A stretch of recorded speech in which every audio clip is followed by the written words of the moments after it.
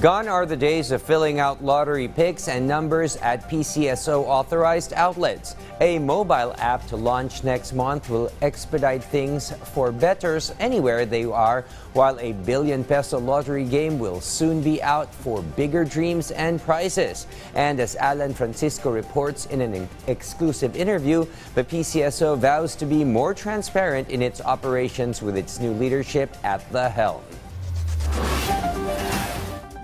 He is retired Judge Felix Reyes, the newly appointed chairman of the Board of Directors of the Philippine Charity Sweepstakes Office or PCSO by President Ferdinand R. Marcos Jr. In an exclusive interview with PTV News, he laid out his plans and programs for the PCSO, led by PCSO General Manager Mel Robles. First, the PCSO's plan to launch electronic or e-lotto in July. This means a bettor need not place his or her bets manually at PCSO outlets by filling betting forms with pen or pencil. Once e-lotto is available, one can place bets using a mobile application or app at any location so long as he or she is connected online. Sa kasalukuyan ay patapos na kami doon sa test run period at iniintay na lang namin ang lubos na pagsang-ayon ng Office of the President at pagka nangyari na yan ay marahil by July ay officially na namin talagang magagamit ang betting platform na yan, yun nga, sa pamamagitan ng kanilang mga cellphone.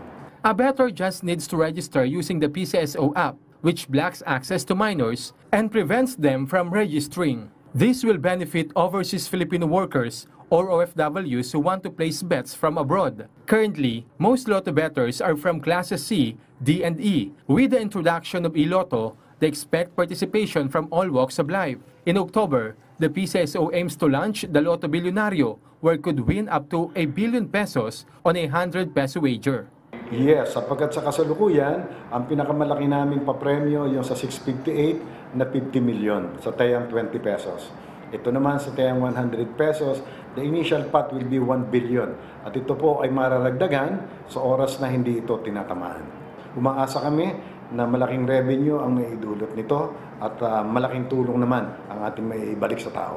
Chairman Reyes assured transparency in the PCSO in its operations and all its gaming programs. Kukuha kami ng tinatawag na third-party audit at ito naman ay ginagawa din ng ibang lottery sa ibang jurisdiction. Kukuha kami ng yun nga, third-party audit na ito naman ang magsisiguro para sa amin o magagarantiya para sa amin na ang lahat ng mga gawain ng aming magiging web application betting platform provider ay talagang magiging transparent. It is the PCSO's duty to use its earnings to bankroll government's outreach and social development programs to help Filipinos in need. Ang mandato ng PCSO ay kami ang tanging ahensya na pinapayagan na mag-conduct ng loterya o lottery. At bilang kapalit naman ito, ay kami ay inaatasan din na ibalik ito sa ating taong bayan sa pamamagitan ng pagbibigay na nga ng una na dyan ang medical assistance program.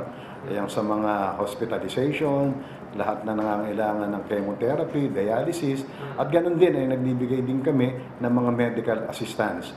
At napakarami din kaming mga ahensya na aming binibigyan namin ng tulong.